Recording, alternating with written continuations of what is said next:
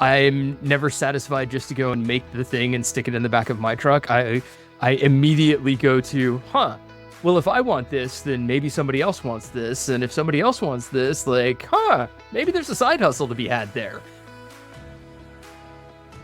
Well, hi there, and welcome to Side Hustle Hero, the show laser focused on inspiring you to take action to start or to scale your side hustle income streams. I'm your host, Joan Posavy, author of The Way Success Works. As it turns out, a lot of somebodies wanted what Danny Nathan had to offer. Danny loves overlanding, self-sufficient adventure travel that blends off-road exploration with extended wilderness camping, ideally to explore remote areas seldom visited by typical tourists. But to engage in those activities, you need a vehicle decked out to accommodate all your gear. While there are vehicles that you can buy that are already outfitted for it, and companies that'll customize your existing vehicle for you, Danny felt that given the DIY nature of many overlanding enthusiasts, that there would be a significant portion of the community who would prefer to build it themselves and save a heap of money. So while Danny was customizing his Lexus GX470 for overlanding, he documented the entire process and created his first DIY build manual. That endeavor led to the launch of his e-commerce store. The success of that first manual spawned more manuals and multiple revenue streams. Now in its third year, his side hustle company, Basecamp, brings in about $50,000 annually. In this episode, you'll hear Danny discuss the process that he goes through to create a manual, his various revenue streams, the creative way he got access to other makes and models of vehicles to produce additional manuals, and what he would do differently if starting over again with GX Basecamp. But first, here's a little something fun.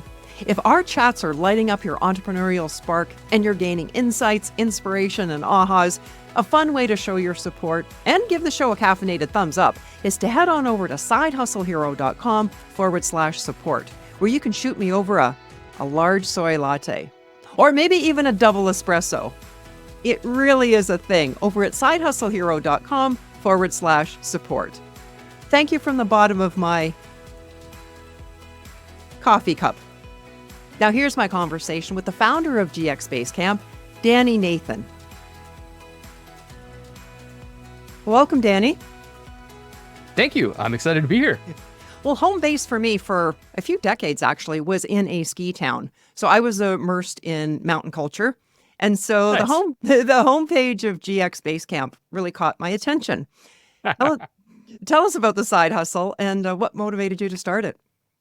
So GX Basecamp was born largely out of personal experience. So my wife and I had moved out to Southern California and were taking advantage of the opportunities to explore the outdoors. I grew up in the outdoors, as did my wife. And so, in the midst of COVID and all that fun stuff, I had been looking for a 4x4 to get into a recreational activity that is becoming more known called overlanding, which is basically, depending on who you ask, sits somewhere between backpacking, but with a car, or car camping, but somewhere remote. And it kind of encompasses whatever you want it to. But generally, we use it as an opportunity to go explore some of the national lands and BLM lands and things like that out west that we just don't have access to out here on the East Coast, unfortunately. And so in doing so, I started thinking about how I wanted to outfit our new truck and what it was missing for me and this, that, and the other. And being the entrepreneurially minded person that I am, I'm never satisfied just to go and make the thing and stick it in the back of my truck. I immediately go to, well, if I want this, then maybe somebody else wants this. And if somebody else wants this, like, maybe there's a side hustle to be had there. And so that led to the birth of GX Basecamp. So what types of things did your 4x4 not have that you needed? So the very first thing that I started with was a cargo platform for the back area. So, if you think about an SUV, it's got like the back hatch that you open and then a big storage area. And I wanted something that would elevate the floor, about a foot above the kind of bottom of the vehicle for two reasons. One, so that we could slide stuff under it and be able to have a little bit more flexibility about storage in the back of the truck, and kind of put stuff on top without having to pull everything else underneath out, et cetera, et cetera. And then I also wanted something that would double as a sleeping platform if we ever decided that we wanted to camp in the truck instead of next to it. And so the very first thing that I did was I designed and built the sleeping platform, the cargo sleeping platform for my truck. And as I went along the process of designing and building, I also documented the entire process really Mm. carefully. And so what I effectively came up with, and the first product that launched GX Basecamp was a digitally delivered build manual. So it was a about 100 and something page long instruction manual Whoa. of every single step that you needed to take to build the thing that I had built in the back of the truck. And it was, I was trying to make it, we were charging 35 or so dollars at the time. The price has gone up a little bit, as we've sort of figured out product market fit for that area. But, if somebody's going to pay 35, $50 for what is basically an instruction manual, I wanted it to be as robust as possible. And so it has everything in it that I could think of that somebody might need, right down to click here to go to a pre-populated cart full of all the parts from the place that we ordered all the parts from, and they will just cut them and ship them to you. And so it's pretty comprehensive. It's got everything in it, and really just kind of makes it about, I'd like to say easier than building IKEA, albeit a bit more involved and intensive.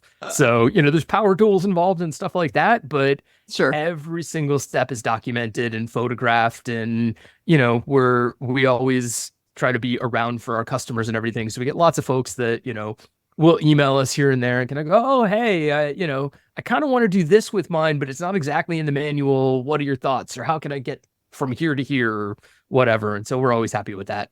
And I would like to think that it would, that the groups of people that this is going to appeal to, that they wouldn't be adverse to picking up a drill or a skill saw or whatever they needed to do the job, right? Exactly. So, Yeah. we were fortunate in that we were dealing with a target audience that, to your point, was not afraid of a DIY type of project. And I mean, let's be clear, there are companies out there that already make and sell completed platform units for the back of your truck and stuff, but they run anywhere from $1,000 to $1,500 or more, Right. for the back of your SUV. Whereas the one that we've designed and, that people now build on their own based on our build manuals comes out to a cost of about 250, $300. And so Okay. it's a substantial savings for the work that you put in, Yeah. which we felt made it, a pretty good purchase. But there's certainly a feeling of accomplishment when you've put it together yourself. Absolutely. Especially that first night when you're sleeping there and it doesn't collapse on you. Yeah, exactly. Yeah, when you don't end up on the floor of the truck. Yeah. Yeah, Well, there's that. And the other thing that I really appreciate about it is, once you've built it and put it together yourself, you have a clearer understanding of how it works. And so as you begin to use it and think about, oh, I really wish, I don't know, I could hang a pot right here while I'm cooking near the back of the truck or whatever, you become that much more adept at understanding how to make that thing yours. Mhm. And that's part of the beauty of it is, we ask our customers to send in photos and things after they've built it. And while everybody's building roughly the same thing, they come out looking different. And you see somebody that, finished the plywood really nicely in theirs and stained it to match this and whatever. So it's really cool to see how people take something that you've created and then build on it to make it their own. Yeah, I'll probably give you ideas too. It's like, oh man, I didn't think of that. That looks great. Oh yeah, Yeah, right. absolutely. Absolutely. When I saw some of the pictures, I thought, oh, some of my windsurfing buddies would have been so jealous of that, because what we would do is, yeah, you sleep on the top and then put in the booms and sails and everything underneath to keep everything safe and dry and transportable. You mentioned that everything was really well documented. So even before you started the project at all, did you already have it in your mind that this could be something that other people would be interested in? So I'm going to document it just in case. I did. And in full transparency, I end up building two of everything. So I build the first one and I don't worry quite as much about documenting that as in as much detail. I really just try to put it together the first time just to kind of make sure that it will work and that I can figure out the gotcha moments and things like that. And then I go and build it again and I meticulously document every single piece. And what I have found is that I have to write the build manual as I am going through the build process. And so it's not just put it together and take a bunch of photos along the way, I will literally have, the document in which I'm creating the build manual open, and I'll go Mm. do a step, and then I'll come and I'll create the page that shows how to do that step, and then I'll do it again and again and again. And so it ends up being it's a fair bit of work to, Yes. to go through and document all of it. And then of course I want to think about, oh, is that clear enough? Do I need a better photo? And, I got to kind of make sure that as I go along, everything is done well. Otherwise I'll run the risk of having to take it apart and put it back together Yeah. again, which, And yeah, don't want to do that. So yeah, exactly. having the document, say Word document in front of you, are you doing that the first build around? The first time you're building I it? didn't do it for the very first one. The very first one I just built to kind of get the kinks out of it. And then inevitably what happened was that it kind of snowballed. So I built the first one I built it very specifically for the model of SUV that I have. And so it fit, one model of truck from years 2003 to 2009, whatever. And, part of the fun of being in a community for any kind of niche interest is the community and the group of people that surround it. And so, posted a couple of photos and some Facebook groups and forums and things Yeah. like that, which inevitably led to the moment of, oh wow, that's cool. Could you make it for blank? And so Just to clarify, you were doing this yeah. for Lexus, right? Yeah, so I had purchased a Lexus GX470, which is a now 20-year-old SUV that's, relatively capable and still has a little bit of the Lexus luxury going on and all of that. And so I built it for that one. And then of course, they stopped making it in 2009 and they switched to a new model, and the folks with that model wanted it, and then the folks with the 4Runner wanted it, and then the folks with the Land Cruiser wanted it, and then folks with Nissans wanted it, and it really just kind of snowballed. And so what started with me really thinking, oh, I'm gonna build this one thing for my truck and see what happens, whatever, I ended up building about a dozen different platforms over the course of about 9 months, each to fit different vehicles and things like that, until I finally got to the point where I said, you know what, I'm just gonna do a universal manual that can be applied to anything. And so that was sort of the ultimate outcome of the entire process, was my sitting down and thinking through more carefully how to help other people consider what they might want from a platform in their vehicle, and then write a manual that started a little further back in the process and help people actually plan and measure and think through sort of the detail of what they wanted. And I created a build manual that was, okay, if you have any vehicle, you can start with this packet and it will help you take all the measurements, figure out everything that you need, and then put it all together. So, and initially you had that build manual for the GX470 where it said, grab this sheet of plywood and cut it, whatever these specific dimensions are. But Exactly. now you're saying, here's the first step. You'll need this plywood and you'll want to cut it. So pull a tape and measure it from here to here kind of thing. Yeah, exactly. And it starts even before the plywood. It starts with, okay, go stand at the back of your truck or SUV or whatever and sort of like envision, do you want a full width platform? How high do you want it? Just envision what you might want from this and how much of the space you want to be covered by a platform. And do you want it to flip up this way or flip this way, or, whatever it is. And then walks you through the process of, okay, now you need a piece of, 1/2 or 3/4 inch plywood. You've measured the dimensions, so make sure, measure twice, cut once kind of thing. Absolutely. All of that. Yeah. So you've actually created a manual that is universal, that can be adapted to most? I have. I've created two. So I started with the platform, which is literally just kind of think of an elevated, surface above the back. And then I also ended up building a build manual that helped people build actual drawers underneath the platform. And so you can choose between just a platform or a platform with drawers. And I now have universal build manuals for both options, that for any SUV, no matter what you got, you can take all the measurements and put it all back together and you're good to go. Sweet. How long did it take you to get that first manual up to the point where you actually launched it, you were actually selling it? I built the first platform over the course of probably a couple of weekends, I think. I mean, it took, it took some planning, and I was ordering some parts from various places, and I had to, had to get all the parts in. And of course, there was the inevitable, oops, I messed this one up. Now I got to Sure. go order more. And so, the actual process of putting it together was probably a couple of weekends, but it happened over the course of, a month and a half, something like that, as I figured out and corrected all of my mistakes along the way. And then building out the version that I am documenting and creating a new build manual out of probably takes a solid weekend. I've actually gotten a Hmm. little bit faster now that I Sure. kind of know how all the parts come together, and I can do a better job now of envisioning the end product before I ever start. But it's a couple of very full days of, drill a hole, take a photo, sand it down, take a photo, paint the Right. top, it's a lot of work. And that's why we charge for manuals. Yeah. That's exactly right. And Yeah. I've had people say to me like, gee, this is available online, or why can't I just go figure this out? And the answer is you absolutely could. Hmm. But I I I went through a process that was 6 weeks long of, ordering parts, making a mistake, figuring out what Yes. I did wrong, figuring out that I wanted this instead of that. And so, yeah, if you're willing to go through all of that, sure, by all means, don't pay us $49 for a build manual, go for it. But if you want to avoid all of that and you want the list of, here's every single piece that you need to buy, where it goes, and I can guarantee that it will be exactly right, then yeah, we charge a little bit for the benefit of my weekends of suffering. It'll get you into the mountains sooner. Yes, exactly.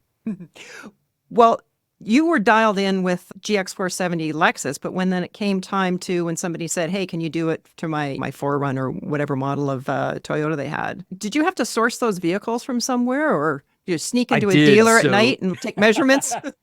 no, actually, it worked out really well. What I ended up doing was, I was in Southern California at the time, and I was fortunate that that area is sort of the mecca of all things overlanding, and so there's lots and lots of people who are part of that community in the area who are willing to sort of meet up, et cetera. And so what I would do was when I figured out a new vehicle that I wanted to build a platform for, I would post on, the requisite online communities, find somebody who was willing to meet up. And I'd gotten to the point where in about 15 or 20 minutes, I could get all the measurements that I needed, and I would sketch out kind of the back of that particular model, and I could be pretty confident that I would get everything reasonably correct.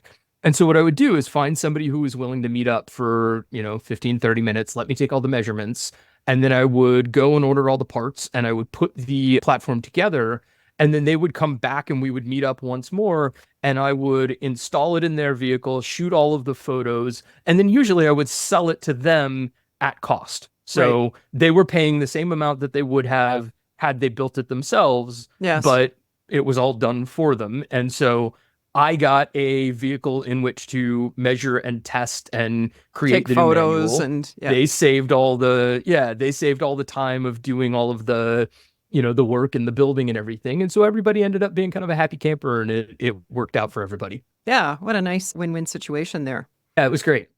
Early on in our conversation, you mentioned something about when somebody's ordering a part, it's cut and shipped.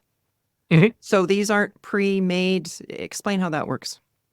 So the platform specifically, I use a mix of materials, and the frames of our platforms are designed around a material called aluminum extrusion, which is, in very simple terms, it's like an erector set for grown-ups. So Okay. aluminum extrusion is literally, actually, I have a piece right here. This is a piece of aluminum extrusion, pardon my background there. And so in this case, it's a 1-inch square that has channels in the sides. And if you look at it end on, it looks like that.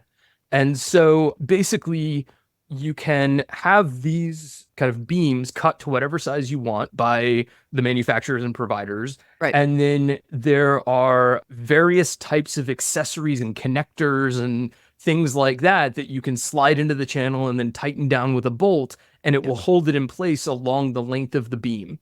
And so our platforms are made up of, these extrusion beams that create a frame, and then topped in plywood that obviously creates the camping and storage surface. Right. So probably my next question is going to clarify that for me then. What are the revenue sources off the website?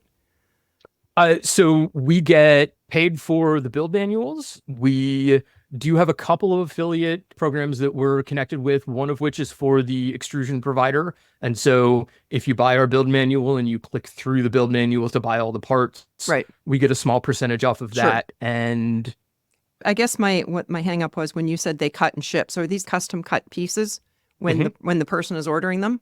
Yes. Okay.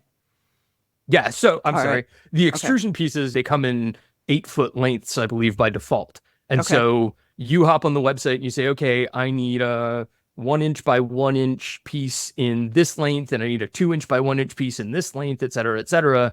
And they will then cut the pieces for you and ship them to you in whatever specific lengths you have ordered them in. And so in addition, they also sell most of the connectors and accessories and all of that stuff. So, getting all of the parts for a platform build is basically kind of a two-stop process. So you order the extrusion parts online. We tell people that it's easier to pick up the plywood somewhere local because often they will cut it for you as well. Yes. And by the time you get those two things, you're pretty much ready to go. I was thrilled when I found that out, that some of these places will custom cut for you, because I was used to having land and space and power tools. I could do my own, but then I moved into the city in a condo and I wanted to build a something. Yes. And I thought, I don't know if I'm going to be able to fit this piece of plywood out on my balcony. And somebody said, oh, hey, Home Depot will cut it for you. And I'm like, what? Yeah. Are you serious? Yeah. Wow. So I've used it a lot now. It's great. Yeah, I agree. I do the same thing. I was fortunate that I had a little bit of yard space when we were in LA. And so I was out there with power tools all the time. But I know the feeling of not having the space that you want to create things.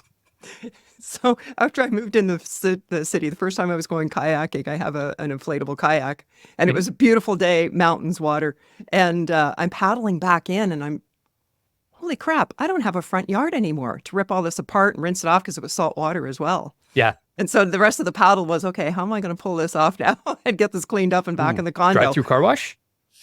Yeah, maybe. I got to rip it apart, though. But there happened to be a rental place on shore that was very nice, letting me borrow their hose. Yeah, very nice. So now that you've got this up and running, you're experienced at it, how many hours a week or day are you spending on the business side of it now? Not much, to be frank. I have wrote my wife in, who helps me with some of the marketing and the finances and things like that. And so between the two of us, maybe we're spending 5 hours a week. It's not much. Really? And yeah, it's not much at all. Now, I should be clear. The build manuals are all digital delivery. And so there's nothing required from us. We keep the website up and we, post to socials and kind of do some marketing stuff, but that's about it. But after, I guess it was maybe a year, 18 months in, I actually started designing other physical products alongside the platforms, and those we actually do stock in our apartment and we pack and ship them and all of that stuff. And so that, again, that requires a little bit more time, but even that, we get a couple orders a day on a regular basis. It takes 15 minutes to pack it up, and we wander over to the post office 3 days a week kind of thing and get you out for a walk anyway. Yeah, exactly. Can you give me a couple of examples of what those parts would be that you're selling? Yeah, so we started selling, again, if you're not familiar with sort of off-road camping and overlanding, some of this is going to sound weird, but like one of the most popular accessories for your vehicle is a retractable awning. And so think about it attached at the roof line, and it extends out about 8 feet. It's really, it's just a place for shade or to get out of the rain or whatever. But a lot of folks will put an aftermarket roof rack on their SUV or their truck to hold an awning or a tent or something like that. And of course, a roof rack is $1,000 or $1,200. A rooftop tent is anywhere from $1,000 to $5,000 or more $1,000. Yes. It gets very expensive very quickly. And I knew that I didn't want a rooftop tent. And I knew that my truck had a roof rack on it already, but nobody made brackets to attach accessories to the stock roof rack. And so I started designing and making those. And are you manufacturing those yourself? No. Oh, No. okay. I have a manufacturing partner that sort of made all of it possible. I'm a visual designer and digital product designer by trade, but I have no training whatsoever in the creation of physical products. And so I was fortunate enough that I found a company that I could design in 2D using tools like Adobe Illustrator that I'm very familiar with and have been using for years. Right. And I can send them to them and then on their website define, okay, I want you to take this part that you have a 2D drawing of. I want you to cut it out of, quarter-inch aluminum, for example. And then I want you to put a 90-degree bend here and a 90-degree bend here and a 40-degree bend here. And what I get back is a 3D part that is designed exactly to my specifications. And it opened up a Perfect. whole new world for me. Nice. And where's that company out of? They are based out of Nevada Oh, and they okay. have a facility in Kentucky as well. They're one of those things where Okay. if you order one or two, it can be a little pricey. Of But course, if you yeah. start ordering in batches, then the price Yes. goes down quickly. And yeah. So you're up to mid five figures in revenue in the past year, is that correct? Yes, that is Roughly? correct. Do you find your sales pretty consistent month to month, or is it more seasonal? No, it's definitely more seasonal. We find that springtime things tend to take off as people get ready for, summer adventures and things like that. And then Christmas time, things get busy, I think, as people are either looking for gifts or just, have gifts in the form of cash or whatever that, they want to spend. The other thing is you see a lot of sales crop up around, Black Friday and things like that. And so I think that it kicks off a bit of a buying spree for a lot of folks. And then we definitely see some dips and downturns throughout the year, kind of in between the big camping seasons. Okay. Well, how are you getting word out about GX Basecamp? So I started off just by being active in the communities where folks in the overlanding space were interested in, sharing messages and stuff. And then, we started our own Instagram account and just the usual social media Sure. stuff. And Okay. that netted us a pretty decent following. We've been to a number of overlanding focused events. We've sponsored a few as a small sponsor and things like that. But at least in this space in particular, people are pretty quick to share and pretty quick to ask around, hey, I can't figure out how to mount my awning to my truck, or I really want new fog lights. Has anybody seen a bracket for that kind of thing? And Right. so referral and word of mouth ends up working really hard for us. Nice. Have you considered conferences, or are they not cost effective? I have not, only because the conferences that are focused on the outdoor space, at least, are often filled with much larger brands. Right. And, to be frank, GX Basecamp next to the Patagonia booth, for Right. example, it kind of doesn't scratch the surface. And so, at Yeah, a mid yeah. five-figure revenue, by the time you have to deal with travel and all of that stuff to get That's to what I those was things, thinking. it's Yeah. not.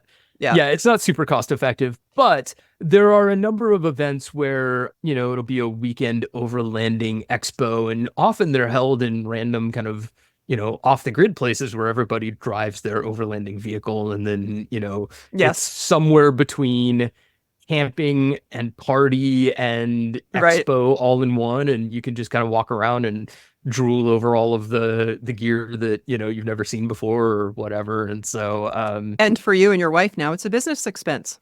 yes. Yes, Right? it is that as well. Route testing Yeah, and doing exactly. research.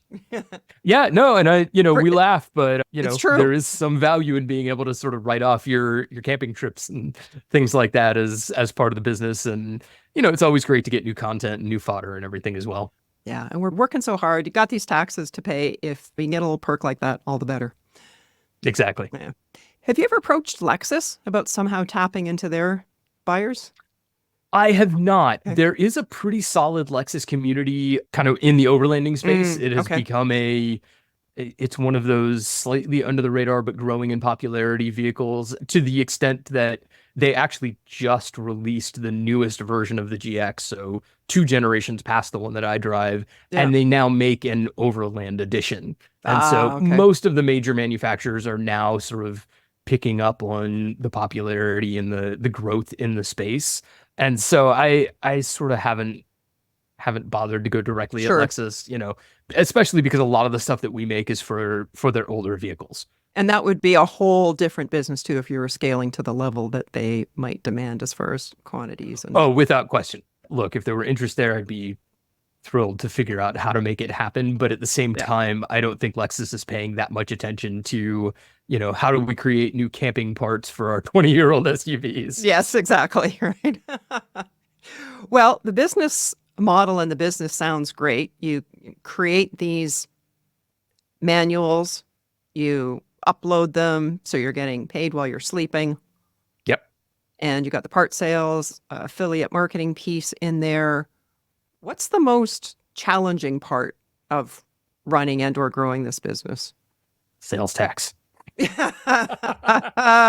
Dealing with the sales tax is a pain in the butt, just to be honest. It's, I guess, to take that up a level and to make it more of a strategic and a little bit less tongue-in-cheek, although sales tax is a pain in the butt. It's the regulatory stuff. It's the understanding, and I'll be real frank, it's the understanding of what needs to be done in order to adhere to the rule of law to a T. Mhm. And then there's also a little bit of the sort of fast and loose aspect of, well, I'm selling $10,000 a year in the first year, or whatever it was. I really don't remember. Are they really even going to notice? And just sort of, there's the decision making that, as any entrepreneur can attest to, you go through when you're going, do I even have to bother? Is anybody going to notice? I'm a little guy. I'm this big. Come on. Yeah, go after the whales. Yeah, exactly.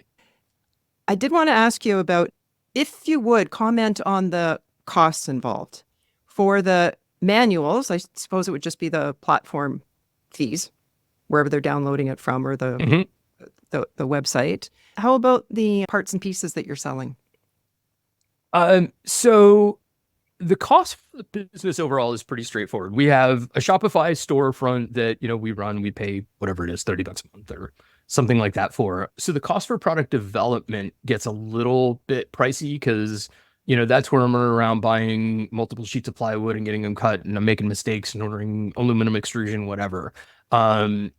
So generally what I would find is that those costs I could make back by selling off the prototype platforms. And so the ongoing costs are really Shopify, our email costs, which are just, it's just Gmail accounts and things like that. And then things changed a lot when we got into physical products because all of a sudden, we had to deal with storage and we had to figure out kind of quantities and planning and inventory management and all of that stuff. And so, we keep relatively little quantities of inventory in stock at any given time. I mean, if you've ever been to the, Home Depot or Lowe's or whatever and seen one of those like stackable tool kits with wheels and a little draggable handle on it, I have one of those setups that has pretty much the entirety of the GX Basecamp inventory in it. And so, I can put it all in the truck if I need to and drive it across town if we're going to an event or something like that. And so inventory costs. So I guess then it's finding that balance between ordering a smaller quantity, because then your price, your cost, your wholesale price is going to be higher than if you ordered like, thousands of these things. Yeah, we're ordering in the tens and 20s when we're restocking as opposed to the hundreds and thousands. Right. And so, when we do that, the prices are a little higher for us, but the flip side of it is that it helps us manage literally how much stuff we have around and, that we're handling at any given time. Right. And it helps us get into planning. I mean, if we were to order hundreds of any of our parts, we'd have a 2-year supply. Right. And, on the one hand, that's not a terrible thing, but on the other hand, if a vehicle falls out of popularity or something like that, and we can't sell it off, then I got a bunch of inventory that I can't recoup the costs on and that I can't do anything with. And so we've worked hard to figure out what the middle ground is between ordering just enough that, our inventory will last us for generally about 2 months at a stretch, and it keeps storage to a reasonable amount. It keeps the margins at a point where we're not billing customers prices where if they had simply gone and ordered a 1 or a 2 off themselves that, they're saving by ordering from us compared to that, but it's not as cheap as if we had thousands upon thousands of customers and we're churning through parts, which of course, then you start getting into either bigger storage costs or management of inventory or 3PL costs or whatever it is. And so it's all just kind of a balancing act of what can I fit in the basement that I'm comfortable dragging around? And how much the cash flow do I want to allocate to this? Exactly. It's just one of the seemingly gazillions of decisions that we have to make as business owners. Yes. Strategy. Yes. What year did you launch? 20, I want to say 2021. Okay. So between Maybe now it and was then. 2020. We're about 3 years in. Yeah. Okay. Over that time, is there a particular sale or customer that stands out as the most memorable? I have a couple of answers to that. One, I remember the first time we got an order that was over, I think it was $300. And it was a huge deal for us because, we're selling accessories that generally cost under $100 a pop, more like $50 a pop. And so, Okay. somebody ordering enough stuff to get to a $300 order was pretty momentous for us. And so we celebrated that. We love getting all of the photos and things of, people using our gear out in the world and seeing it in action. And so every time we get one of those, it's exciting. Beyond that, however, and to be honest, one of the downsides of having a primarily digitally focused business is that you don't get as much opportunity to meet and interact with your customers. And so, we've set up booths at some events and things like that, and had a few people come by occasionally. They're like, "Oh, hey, I've seen you guys," and you get that kind of warm, fuzzy feeling for a moment. But yeah, e-commerce is just unfortunately not quite as conducive to meeting folks. I was just going to say, a little lonely at times. It can be, yeah. Yeah. If you were starting GX Basecamp again from scratch, is there anything that you do differently? Ooh, really, really good question. I would skip over all of the vehicle specific interim build manuals that I created before getting to the, all right, I'm getting really tired of designing the same thing for a different vehicle. Let's just figure out how to make one manual to rule them all. I probably would have just gone straight for that. Fair. Well, what haven't I asked you yet about the business that I should have? One of the really interesting things for me that's come out of this is there's a few different things actually that come to mind. One is just the opportunity to have what I consider sort of a science lab. And so we haven't really touched on it, but my day job, I run a company called Apollo 21, which is primarily a digital innovation and product development studio. Okay. And so we do a lot of work that crosses over either into the e-commerce space or just helping customers and companies think about where are their opportunities to launch something new that might help bolster their business. And so part of the fun in GX Basecamp for me is having a place that I can go and play and experiment and, to be quite frank, mess things up and fail and, get it wrong without having quite as much riding on it. Yes, exactly. So Apollo 21 then. Did you start it in 2021? Is that what the 21's about? I did start it in Apollo in 2021, and the last scheduled Apollo mission was 20, and so 21 would have also been the next one in line. And so there was some nice alignment between both the time that we started the company and the history of the Apollo program. Very creative. Thank you. So that's your full-time gig then, your full-time work is Apollo 21. Yes, my full-time work is Apollo 21. GX Basecamp is, like I said, sort of my experimentation zone and escape area. And so what I love about it is that I this is true for me. It may not be true for everybody's side gig, but if I mess up something really badly on the GX Basecamp front and I take the website down for a day or whatever, right? It's not great, but it's a side gig. It's not the end of the world. I can get it back up and running. I can post an Instagram post that says, "Hey guys, sorry, technical difficulties here. I'm an idiot and I clicked the wrong button." And for the most part, life goes on and it's really not a big deal. Whereas if I were to make that mistake on behalf of an Apollo 21 client, for example, we'd be in real trouble. And so I love the fact that GX Basecamp gives me a place to explore. It's a place where I can figure out what the latest things on Shopify are, and I can plug a new app into the store, and if it doesn't work, I can delete it, and if it breaks something, then I fix it and it's fine. And so that's one of my favorite things about it. The other thing that's really interesting about my experience with GX Basecamp is what it has opened my eyes to in terms of possibilities. And so we are literally in the process right now of recycling the GX Basecamp business model to focus on an entirely new company target, etc. And so I'm now learning how to build dog crates. And that's the next venture that again, is it's aluminum extrusion and plywood, and it starts with a build manual and the whole thing, but it's a whole new audience that has nothing to do with 4x4s and camping and, car accessories and things like that. And we'll see if the business model has longevity. And it's the same skill set that you've been developing that you're going to be Exactly. applying. Yeah. Exactly. So we take all of the mistakes that we've learned from on GX Basecamp and hopefully don't make them again. And we get to apply them to a new market and a new product and a new audience. And again, there's the joy of sort of going into it knowing that we've been through it once before and hopefully won't make quite as many mistakes. But there's also the excitement of who knows, maybe it won't work. Maybe we're going to have to do something entirely different, and that'll be fun to figure out too. But, if you're a dog owner, chances are you have a black metal rattly dog crate somewhere in your house because that's what's available. You go to Petco or Amazon or whatever, and that's what a dog crate is. And then about a year and a half ago, suddenly, we started seeing some interesting, like more nicely designed doggy crates popping up. Yes. For like $500 to $1,500 a pop. I mean, they're insanely expensive. Oh my gosh. And so we took one look at it. We love, believe me, we love our dog dearly. But I'm about to pay $800 for a wooden dog crate for him. Yes. And so, we had a moment where we went, actually, that looks a lot like that if you just kind of closed it in and put a hinge right here and, whatever. Let's go see what happens. So now I'm building a dog crate. Very cool. So what's the best way for our listeners to connect with you, Danny?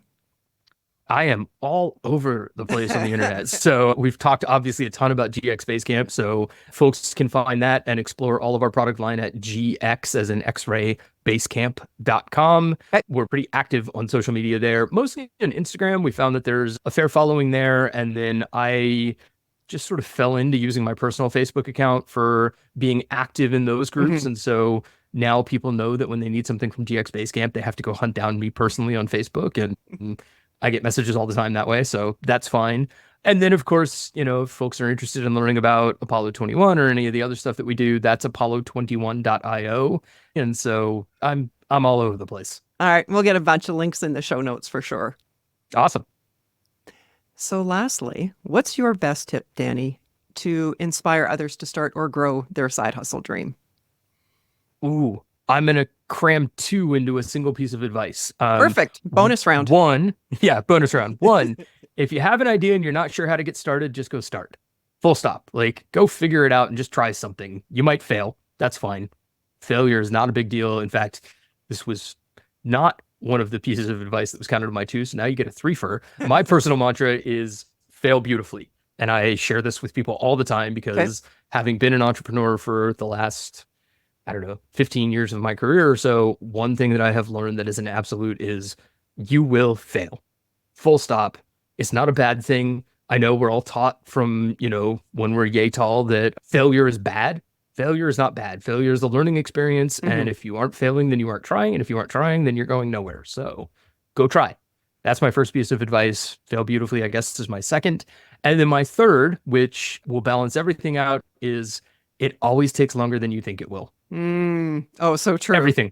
Doesn't matter what it is. It takes longer than you think it will. So if your goal is to go launch, a build manual or a dog crate or whatever it is, it's going to take longer than you think it will. Just live with that and be okay with that. And, it's taken us 3 years to get to mid 5-figure revenue on our side business. And that's fine because it's just a fun thing for us. So it's going to take a while, but, it'll happen.